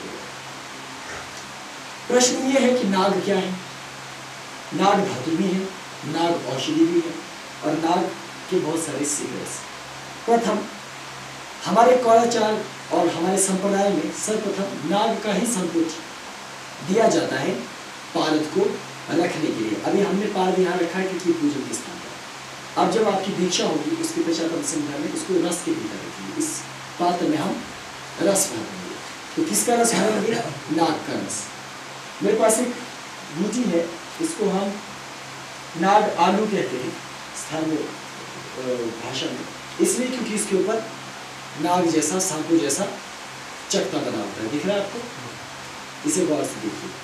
ये हिमालय की इस क्षेत्रों में, साधारण क्षेत्रों में मिलने वाला एक साधारण सा पौधा है, आपको भी आसानी से मिल सकता है। इसकी खासियत ये है कि इसको आप बड़े दूर से इसी वजह से पहचान सकते हैं कि इसके ऊपर जो तत्व बने हुए हैं बिल्कुल सांप के गोल चक्र को जैसे हैं। इसके भी अनेक प्रारूप होते हैं। इस पर एक फल लगता है, लाल रंग का एक फल लगता है इसके ऊपर, जैसा मक्की का भुट्टा दिख रहा है ना आप लोगों ने, मक्की के भुट्टे जैसा इसके ऊपर भुट्टा लगेगा। जैसे अभी जो हमारे पास आश्रम में रह साधक ये तो देख पाएंगे कुछ ही दिनों के अंदर, क्योंकि तकरीबन 1 महीने के अंदर इसके ऊपर भुट्टा लगने वाला, 1 से 1.5 महीने के अंदर भुट्टा लग जाएगा। तो उस भुट्टे के रस को निकालना, उसकी कम मात्रा में ही उसके रस को पीस कर उसमें इसको रखा जाता है। लेकिन यदि वो ना हो तो इसके पंचांग का आप प्रयोग कर सकते हैं। ठीक है, इसको आपको लेना है पत्तों सहित, जड़ों सहित इसको धो करके इसको बारीक आप पहले पीस लीजिए। ठीक है, इसको पीसने के पश्चात एक पात्र में उसको रख लीजिए, उसको सीधे नहीं मिलाना। वनस्पति का नाम क्या होता है? मैंने आपको बताया कि हम उसको नाग आलू कहते हैं। नाग आलू, क्योंकि इसकी जड़ों में आलू जैसी गांठ होती है ना। अभी ये बना नहीं है, अगर बनेगा तब आप देखेंगे इसको, है ना। ये बड़ी सरल पसंद है, बहुत दुर्लभ नहीं है, लेकिन इसके और भी तंत्र में प्रयोग है, ये सिर्फ इतने काम नहीं आता। प्राचीन काल में जादू टोना बहुत फेमस था, और रोग देना भी, जिसको बायोलॉजिकल वॉर कहते हैं। प्राचीन काल में तो हमारे तो बहुत फेमस थी हिमाचल में, और आसाम बंगाल तक आप लोग जाने, आपको पता है बायोलॉजिकल वॉर्स के बारे में, कि वॉर्स के बारे में कुछ खिला पिला देते थे करके, तो यहाँ से इतने सारे फोड़े हो जाएंगे कि किसी दवाई से ठीक नहीं होगी, आपको कुष्ठ रोग पैदा हो जाएगा, या आपकी स्किन फट जाएगी, वो ठीक नहीं होगा। ऐसा अदृश्य भोजन आपको दे दिया जाता है, या कुछ खाने में ऐसे तत्व बनाकर दिए जाते हैं जिसकी विष के कारण आपके हाथों निष्क्रिय बेकार हो जाते हैं। उस जादू टोने को नष्ट करने के लिए भी नाग इसी आलू का प्रयोग किया जाता है, इसी का लेप बना करके लगाया जाता है, इसी की औषधि का सेवन किया जाता है। ठीक है, ये कोई जहरीला तत्व नहीं है कि आप डरो, लेकिन फिर भी ये आपकी तबीयत बिगाड़ सकता है अगर ये आपके भोजन में गया। लेकिन ये प्राण घातक औषधि नहीं है ना, प्राण घातक औषधि नहीं। लेकिन इसका रस बनाकर आपको एक जगह रखना होगा। अभी दुर्भाग्य से मुझे यहाँ पे छोटा सा पत्तों वाला एक पदार्थ मिलता है, हम प्रयास करेंगे सुबह तक आपको मिल जाए, जब तक हम इसका संस्कार करेंगे। सबसे पहले हाँ दिखाइए, अगर मिल गया उसको दीजिए, किसी पात्र में देना चाहिए श्रद्धा को, टोकरी होनी चाहिए हमारे पास, टोकरी दीजिए।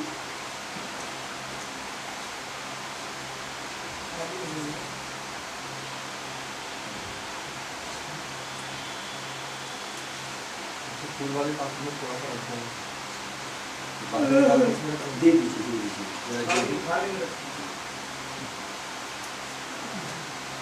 दो।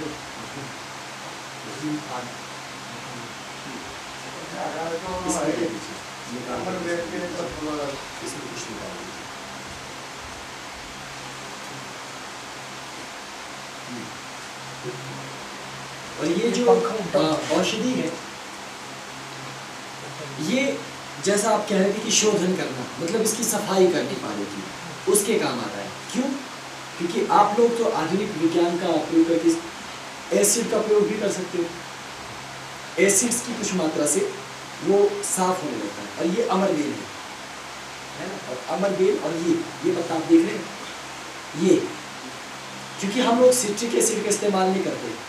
अब मैं बताता हूँ धातु विज्ञान और रसेश्वरी विज्ञान में अंतर। जब आप जिस चीज का प्रयोग पारे के शोधन के लिए करते हैं, तत् संबंधी गुण पारा ग्रहण करने लगता है, लेकिन उसको आप मॉडर्न साइंस के थ्रू प्रूव नहीं कर सकते। ये मैंने अभी आपको पहले बता दिया। क्या आप सोचें कि आप मुझे ऐसा मत सोचिएगा कि मैं कोई जंगली बात हूँ, मेरे को बिल्कुल साइंस के बारे में नॉलेज नहीं होगा। आप यदि कहीं दूसरे घर में जाके देखें, वहाँ आपको बाकायदा लेबोरेटरी मिल जाएगी, है ना। वहाँ आपको माइक्रोस्कोप से लेकर स्लाइड से लेकर तमाम एसिड से लेकर सब चीज़ें वहाँ आपको मिलेगी। आप इसी वक्त जाकर देख सकते हैं। कुछ यहाँ भी लाई थी मैंने, तो हमारे इतने महान हेरोइन में से पता नहीं किसने अंदर कितना लंबा थर्मामीटर था, उसके इतने टुकड़े किए कि उसके साथ हमारा दिन भी टुकड़े टुकड़े हो गया। तो चलिए खैर, थर्मामीटर तो आते जाते। तो हम उसका शोधन इसलिए सिट्रिक एसिड इत्यादि का इस्तेमाल बिल्कुल नहीं करते, क्योंकि ये हमारी परंपराओं में वर्जित है। आज के बहुत से लोगों को मैंने देखा, राजस्थान के आसपास कुछ एक संप्रदाय है, बंजारे कबीले, जो पारद के संस्कार को जानते थे। मेरे साथ उनका कई बार उठना बैठना हुआ, चलते फिरते, कि हम भी तो दिशा करने लगे रहते थे पहले, है ना, क्योंकि हर गली चौराहे में कोई पहचान देता है। तो वो लोग उसी का प्रयोग करते हैं, और जितने भी श्रीयंत्र इत्यादि आप मंगवाते हैं, उन सब का प्यूरिफिकेशन, सब धोना, बनाना, निर्माण सिट्रिक एसिड और एसिड के थ्रू इन चीज़ों को करना है, जो कि वर्जित है। क्योंकि ताकि उनके तत्व आपके श्रीयंत्र में, आपकी गुप्तिकाओं में, आपकी चीजों में आ सके। और आश्रय दोष लगता है, जैसे भोजन को आश्रय दोष लगता है, पारद को आश्रय दोष लगता है। इसलिए हमने पारद को विशेष मंडल बना करके इसके मध्य में रखा है ताकि ये विशुद्ध तत्व हो। और इसके चारों तरफ हमने सारी व्यवस्था रखी। मैं खुद इस तरह बैठा, यहाँ पर हमने दिव्य योनि मंडल बनाए हैं। भगवती प्रभु ये काम कला मंडल, इस तरह हमने 64 योगिनी मंडल, इस तरह स्वयं स्वर्णाकर्षण भारत को स्थापित किया। आगे हमने स्वयं यज्ञ कुंड में अग्निदेव के स्थान में निर्मित किया। उसके दाएं बाएं हमने शिव और शक्ति के मंदिर निर्मित किया और स्वयं माँ की कुंडा के सम्मुख हम कर रहे ताकि इसके आश्रय दोष नष्ट हो जाए। इसीलिए हमने इसके ऊपर अखरोट इत्यादि रख करके इसे विधिवत रखा। लेकिन सिर्फ इतना करने से नहीं होगा, अब इसे जागृत करना होगा। तो सबसे पहले इसका शोधन होगा। तो उसके लिए ये, हालांकि अभी आपको विधानम वीडियो मिलेगा कुछ दिन में, उसमें मैंने इसके बारे में थोड़ा विस्तार से बताया है। ये भी कोई हानिकारक पदार्थ नहीं है, ये एक पत्ता है, ये खट्टा होता है खाने में। अगर उसको खाते हैं तो कैसे पता चलेगा? आप में से कुछ लोग खा सकते हैं जो लोग नहीं है ना। तो इसी से ही इसको पीस करके इसमें बहुत कम मात्रा में पानी डालना है, बहुत ही कम मात्रा में, अधिकांश ये है। फिर इसके रस में इसको रखना है पानी को, ठीक है। इसके रस में रखकर इसको हम थोड़ा सा भून देंगे और तकरीबन इसे 2 घंटे तक इसके रस में रखेंगे। तो सबसे पहले हम जो पहला काम करते हैं, पारे को लाने के बाद पहले लाया जाता है, फिर भगवती की साधना आराधना की जाती है, पारे को पवित्र स्थान पर रखा जाता है। स्वयं आपको शुद्ध, पवित्र और निर्मल रहना है। अपने आप को दिव्य तेजस्वी भाव पे रखना है, क्योंकि जैसी आपकी सोच होगी वो पारद को प्रभावित करेगी जब आप संस्कार करेंगे। इसलिए उच्च कोटि में आप सिद्ध साधक हैं, आपको ये पता होना चाहिए आप कौन हैं, आपसे ऊपर कोई और नहीं है। आप स्वयं शिव के अंशी हैं, आपसे ऊपर और कोई नहीं है, ठीक है। वीर भाव में रहने वाले हैं जब आप रसेश्वरी साधना करते हैं, पारद का संस्कार करते हैं। इस प्रकार से पवित्र स्थान पर स्थापित कीजिए और उसके पश्चात इस प्रकार से घास लेकर हमें आपको दिखाएंगे इसे, और पहचान इसकी कैसे करनी ये भी हम आपको बाद में बता देंगे, ठीक है। तो इस प्रकार से ये लेकर इसके रस के बीच में इसको रख दीजिए। पहला चरण आपका पूरा हो जाएगा, सिर्फ 1 घंटे से 1.5 घंटे के बीच हो जाता है। फिर आप उसको समय के अनुपात के हिसाब से 2 घंटे तक रख लीजिए। उसमें पारद के अंदर इसके कुछ गुण आने शुरू हो जाएंगे, ठीक है। ये कौन सी वनस्पति है? ये मनोरा कहते हैं इसको, मनोरी, हाँ, और कुछ मल्लोरी भी कहते हैं इसको, है ना। ये एक औषधि है जो बहुत खट्टी होती है, हम आपको दिखाएंगे। ये लीजिए, इसको देख लीजिए। और ये कोई बहुत दुर्लभ औषधि नहीं है, एक इनको दे दीजिए आपको। मैदानों पे भी आप आगे एक पत्ता इनको दे। हाँ बिल्कुल, हाँ ये मैदानों पे भी होती है ना। ये मैदानी इलाकों में होती है, हर जगह होती है, अधिकांश क्षेत्रों में होती है, इसलिए आप उसको पहचान लीजिएगा, है ना। ये दे दीजिए और कोई ना हो गया पहुँच के लगभग सब तक पहुँच गए, हो गया। ये देखिए, खा कर देखिए, इसे खट्टा है नहीं, बहुत अच्छा है। इसी कारण से ये इसको शोधन करता है। और इसकी भी कुछ खासियतें हैं। ये स्वयं योगिनी शक्ति और देवताओं के आकर्षण के लिए भी प्रयोग होता है, इसलिए इसकी तिलक जब बनते हैं वो भी एक अलग वैज्ञानिक बात होती है। एक शब्द है राम तिलक ते दीना, वो कहना है कि परंपरा को भी छेड़ते नहीं, वरना मुसीबत हो जाएगी, है ना। तो इस तरह के कुछ गोपनीय प्रयोग हैं। प्रथम आपने इसको रख दिया, इसके पश्चात अमरबेल, अमरबेल को पीस करके इसके रस के अंदर भी प्रथम चरण होने की द्वितीय चरण में आपको अमरबेल के रस के अंदर रखना, ठीक है।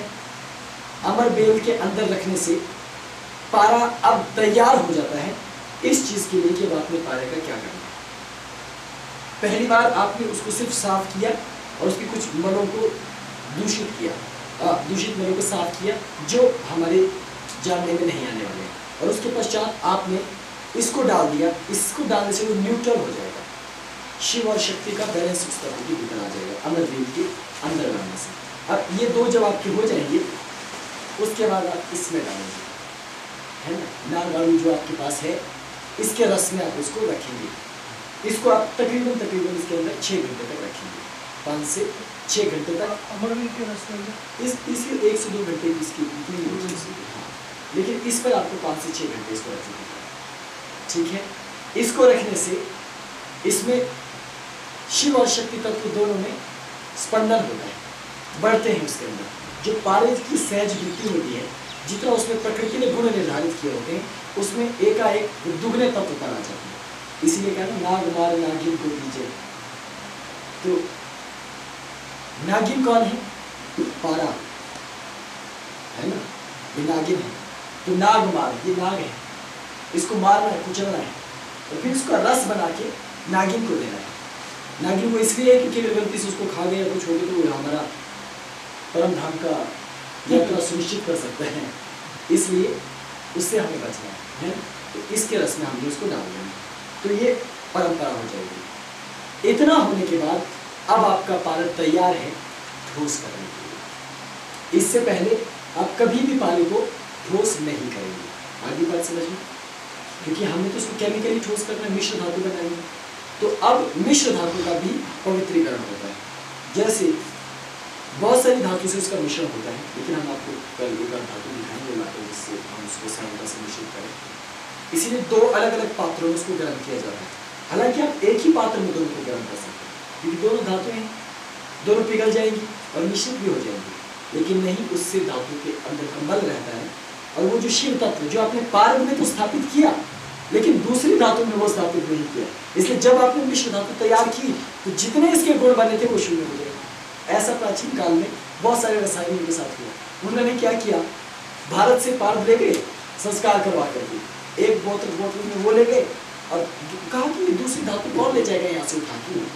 और सोचिए मिस्र कितना दूर है, मिस्र से लोग हमारे पास आते थे प्राचीन काल में, क्योंकि लोगों को अमर होने का बड़ा है ना, वो लोग अपने आप को सुंदर रखना चाहते थे सदा, नौजवान और अमर होना चाहते थे। ये 2 उनकी लालसा है ना। और तीसरी बात, वो देवता बनना चाहते, लेकिन देवत्व पारे से आता है, लेकिन पारे के साथ साथ आपके लिए रसीश्वरी चाहिए। सिर्फ पारा रखने से नहीं आएगा वो। आगे की बात समझिए, जितना मर्जी सिद्ध पारा आप कर लें, अहंकारी आप जरूर हो सकते हैं, क्योंकि आपका सिद्धियां होंगी, चमत्कार होंगी, लेकिन आप देवत्व नहीं आप प्राप्त कर सकते। उसके लिए तो रसीश्वरी चाहिए। लेकिन अब कौन समझाए, क्योंकि हमारे पश्चिम के भाई लोग भी कभी कभी ज्यादा तर्क वितर्क करते हैं। तो उन्होंने कहा जी हमारे पास तो धातु है, तो मिश्र धातु के लिए कौन यहाँ से धातु ले उठा कर ले जाए, क्योंकि उस समय तो सभी क्षेत्रों में घोड़े नहीं चलते थे, आपको मालूम है नहीं। रेगिस्तान के मौसमी क्षेत्रों में, शुष्क क्षेत्रों में सिर्फ गधे चलते थे, गर्दभ। तो गर्दभ ऋषियों के कारण ही ये सब लाना ले जाना होता था, और पारद हमारे देश में बहुत कम मिलता था पहले से। तो पश्चिम के देशों से घोड़ा और गधों पर लाद करके से लाया जाता, और ये रास्ता है सिल्क रूट का, यहीं से जहाँ रहे कुल्लू मनाली, पीछे से लेह लद्दाख होते हुए, जम्मू कश्मीर होते हुए, कांगड़ा क्षेत्र होते हुए, त्रिगर्त कहते थे, कांगड़ा को त्रिगर्त देश कहते थे प्राचीन काल में, कुल्लू को कुल्लू देश कहते थे। इससे पीछे लाहौल स्पीति, जहाँ चंद्र और भागा नदी का विवरण है, जिसके पास में से होते हुए वो रास्ता जाता है पश्चिम के सुदूर देशों में, जहाँ से पश्चिम के कई तथाकथित अवतारी लोग यहाँ आए, हम लोगों के पास यहाँ से उन्होंने शिक्षा दीक्षा ग्रहण की और अपने देशों में जाके भगवान बन गए, है ना। इस तरह के बहुत सारे चमत्कार। तो वहाँ से हमने उनको विद्या दी, तो वो यहाँ से तो लेके गए पारा। अब वहाँ जब उन्होंने मिश्र धातु के साथ मिलाया तो वो चमत्कार प्रकट नहीं हुआ जो भारत में हो रहा था। फिर उन्हें लगा कि पक्का फर्जी कुछ हम लोग झूठ उनको बता रहे, लेकिन हमारी कोई गलती नहीं थी। इसीलिए बाद में उनको पुनः वापस आना पड़ा, हमने उनको समझाया कि धातु की मल का शोधन भी करना अनिवार्य है। इसलिए धातु को अलग आंच पर पकाया जाता है और उसको मंत्र से छेड़ा देकर घुमाया जाता है। और क्यों किया जाता है? क्योंकि शिव और शक्ति स्थायी नहीं है, वो नित्य परिवर्तनशील है। और जो उसमें से मल निकलता है, शिवलिंग को जानबूझ के ऐसा बनाया जाता है कि वो फिर काला पड़ता जाए। आप जितनी बार उसको साफ करेंगे, मान्यता है कि उतनी बार आपके पापों का क्षरण होगा। इसीलिए पारद शिवलिंग जब आप घर में बनाते हैं और नित्य उसकी पूजा करके उस पर जल चढ़ाते जाते हैं, तो धीरे धीरे आपका पारद शिवलिंग पूरी तरह से खंडित हो जाता है और अंत में टूट जाता है आपका पारद शिवलिंग, है ना। इसी तरह से इसको निर्मित किया जाता है। और पारद शिवलिंग को जरूर बनाना चाहिए अपने जीवन में। सोना आप बनाए चाहे नहीं बनाए है महत्वपूर्ण नहीं है, लेकिन पारद शिवलिंग, और खास करके जब शिव के दिवस आने वाले हैं उस दौरान पारद को बनाना चाहिए। और पारद की का अभिषेक किस मंत्र से होता है? ओम पम पारदेश्वराय सशक्तिकाय नमः। ओम पम पारदेश्वराय सशक्तिकाय नमः। सावन के महीने में जिस जिस व्यक्ति ने इस मंत्र से महादेव का अर्चन किया है प्राचीन काल से लेकर, वो अनेकों प्रकार की विद्याओं में सिद्धस्त हुआ है, क्योंकि आगम और निगम दो के बीच ही चलते हैं, शिव और शक्ति के बीच ही। शिव समझाते हैं तो शक्ति समझती है, शक्ति समझाती है तो शिव सुनते हैं। तो ये जो आदान प्रदान है, ये आगम निगम रहस्य विद्या, ये हर व्यक्ति को सहजता और सुलभता से प्राप्त नहीं होती। पूरा पूरा जीवन आप लोग छात्र कर देती है, तब भी ज्ञान नहीं मिल पाता। मंत्र ये होते कि सिद्ध नहीं हो पाते, लेकिन जब आप शिव की पूजा इस मंत्र से करते हैं, शिवरात्रि में, ग्रहण काल में, सावन के महीने में, और जब जब शिव का वास कैलाश पर्वत है, आप जब ज्योतिष का अध्ययन करेंगे तो आपको पता होगा कि शिव का वास हर 2 दिन में बदल जाता है, 1.5 दिन में, चंद्रमा की कला की है। कभी शमशान में होते हैं, कभी घर में होते हैं, कभी पर्वत पर होते हैं। इसके लिए आपको पंचांग देखना पड़ेगा, पंचांग में शिव वास का के बारे में जानकारी होती है, तो आप वहाँ शिव वास देखकर कर सकते हैं। तो आप मिश्र धातु करके इसको निर्मित करेंगे, शिवलिंग बनाएंगे, और उसका मंत्र है ओम पम पारदेश्वराय सशक्तिकाय नमः। ओम पम पारदेश्वराय सशक्तिकाय नमः। ओम पम पारदेश्वराय सशक्तिकाय नमः। और इसके बाद जब आपने गुट्टिका बना ली या आपने पारद का शिवलिंग बना लिया, दोनों को ही आप शिवलिंग ही कहते हैं। एक बात याद रखिए, शिव गुट्टिका दोनों को ही कहते हैं, चाहे आपने गुट्टिका बनाई हो या पार्थ का शिवलिंग बनाया हो या पार्थ का कोई भी विग्रह बनाया, उसकी प्राण प्रतिष्ठा भी इसी मंत्र से होगी। ओम आम ह्रीं क्रौम अस्य श्री प्राण प्रतिष्ठा मंत्रस्य आम बीजम रौम शक्ति क्रौम कीलकम मम मेन्तस्य प्राण प्रतिष्ठापनार्थे जपे विनियोगः। ओम पम पादेश्वराय सशक्तिकाय नमः। आम ह्रीं क्रौम इह गच्छ इह तिष्ठ इह स्थापय। ओम पम पादेश्वराय सशक्तिकाय नमः। इह गच्छ इह तिष्ठ इह स्थापय। ओम आम ह्रीं क्रौम, आपने मंत्र के पीछे सिर्फ इतना जोड़ना है, आम ह्रीं क्रौम इह गच्छ इह तिष्ठ। ठीक है, बहुत आसान है। ओम पम पादेश्वराय सशक्तिकाय नमः। इह गच्छ इह तिष्ठ इह स्थापय।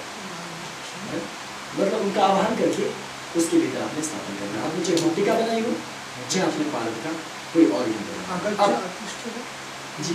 आगच्छ इह गच्छ इह तिष्ठ इह तिष्ठ। उत्तिष्ठ में से उ मिटा दीजिए और सिर्फ तिष्ठ तिष्ठ का मतलब बैठ जाएगी, स्थापित हो जाएगी। तिष्ठ स्थापय, तो स्थापय भी आप बोल सकते हो उसके पीछे। और जब आपका शिवलिंग अथवा गुट्टिका बन गई, फिर उसका ग्रासन होता है, तब आप उसको उच्च कोटि के लिए जाने के लिए ग्रास देते हैं। जैसे कोई कहता है कि चांदी का ग्रास दिया, कोई कहता है स्वर्ण ग्रास दिया, लेकिन शिव को सबसे प्रिय जिस चीज का ग्रास है वो क्या है?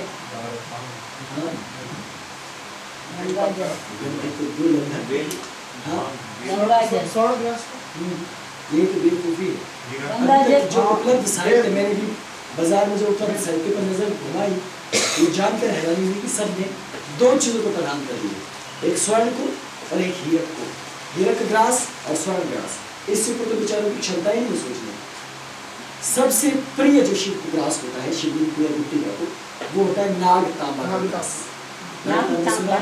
आपकी प्रवचन में तांबा तांबा की एक प्रजाति होती है, बनाया जाता है तांबा एक विशिष्ट किस्म का, जो उस तांबे में एक विशेष क्षमता होती है, और वो बहुत ज्यादा महंगा मिलता है, बहुत ही ज्यादा महंगा मिलता है।